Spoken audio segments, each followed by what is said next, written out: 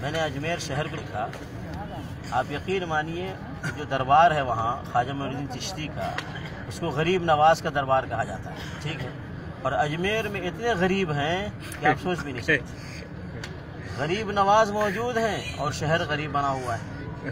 اتنا ہی نہیں، جب آپ دربار کے پاس پہنچیں گے سیڑھی کے پاس تو مانگنے والے غریب فقیر وہاں گیٹ کے پاس بیٹھے رہتے ہیں۔ کن سے مانگنے کے لیے؟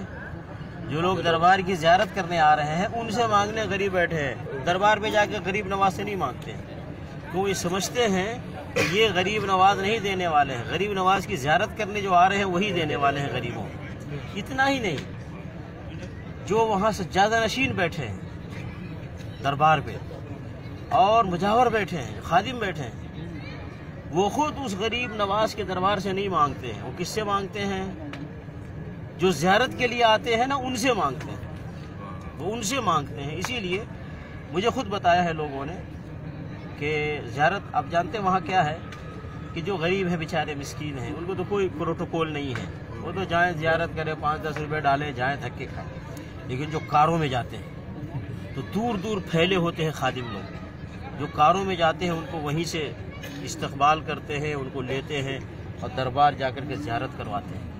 تو کبھی ایسا بھی ہوا ہے، مجھے لوگوں نے بتایا ہے کہ شیخ میں تو اجمیر دیکھنے گیا تھا دربار، لیکن آدمی لگ گیا دربار کا آدمی میرے پیچھے کہ یار یہ کار میں آیا ہے، کچھ لاکھوں روپے ڈالے گا، تو لگا رہا زیارت کروایا، سب کیا، اور لاسٹ میں نے مجھے پیسہ دینا نہیں تھا، 200-250 دے کر کے میں نے جان چھوڑایا، وہ منہ بگاڑ کے چلا گیا۔ تو یہ جتنے وہاں خادم ہیں خود دربار سے نہیں مانگتے ہیں، مانگتے کن سے ہیں؟ جو زیارت پہ آنے والے ہیں ان سے مانگتے ہیں۔ لیکن لوگ دنیا والوں کو کیا کہتے ہیں؟ غریب نواز کے پاس آ جاؤ، یہ غریبوں کو نوازتے ہیں، غریبوں کو دیتے ہیں، بیماریاں بھی، صحت بھی دیتے ہیں، نوکری بھی دیتے ہیں، کاروبار میں فائدہ بھی دیتے ہیں، اور بلکہ یہاں تک کہ جو مر گیا اس کو زندگی بھی دیتے ہیں۔ ایسی بھی ایڈورٹائز کرتے ہیں، ایڈورٹائز کر کے دربار پہ بلاتے ہیں، اور بلانے کے بعد پھر ان لوگوں سے وہ مانگتے ہیں جو اس دربار پہ خدمت کر رہے ہیں، ہے کہ نہیں؟ اب اگر غریب نواز دیتے ہیں، اب خادموں، مجاوروں، سجادہ نشینوں، وہاں رہنے والوں، تم ان سے لے کر وہاں آنے والوں کو بانٹو، ان سے لے کر غریب نواز سے لے کر کے جو لوگ زیارت کرنے آ رہے ہیں ان کو تمہیں بانٹنا چاہیے نا، لیکن الٹا وہ وہاں آنے والوں سے وہ مانگتے ہیں، اور جو زیادہ پیسہ دے دے وہ ان سے خوش ہوتے ہیں، ان کو عزت دیتے ہیں، پروٹوکول دیتے ہیں۔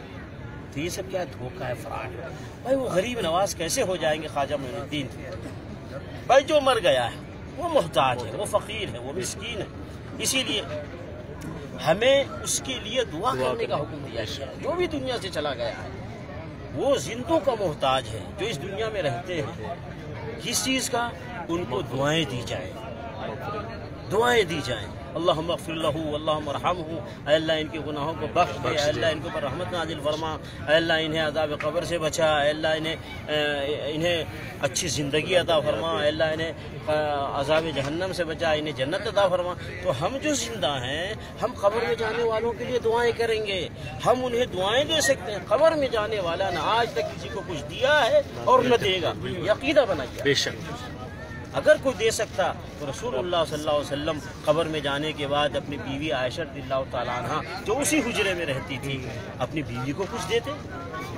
اگر دیتے تو نبی صلی اللہ علیہ وسلم اپنی بیٹی فاطمہ رضی اللہ تعالیٰ عنہ جو وہیں پڑوس میں رہتی تھی اپنی بیٹی کو دیتے، وہیں پہ داماد علی رضی اللہ تعالیٰ عنہ رہتے تھے۔ اگر قبر میں جانے کے بعد کوئی دے سکتا ہے تو نبی صلی اللہ علیہ وسلم اپنے داماد علی رضی اللہ تعالیٰ عنہ کو کچھ دیتے۔ اگر دیتا کوئی قبر میں جانے کے بعد کچھ تو وہیں پہ حسن حسین رضی اللہ تعالیٰ عنہ رہتے تھے، اپنے نواسوں کو نبی صلی اللہ علیہ وسلم دیتے۔ لیکن کوئی مجھے بتائے کہ نبی صلی اللہ علیہ وسلم نے قبر میں جانے کے بعد کچھ بھی اپنی بیوی کو، اپنے داماد کو، اپنے نواسوں کو، یا اپنے سسر ابو بکر عمر رضی اللہ تعالیٰ عنہما کو کسی کو کچھ دیا ہے؟ دیا ہے تو کیا دیا ہے؟ مجھے دنیا کے سارے لوگ بتائیں مجھے آ کر کے۔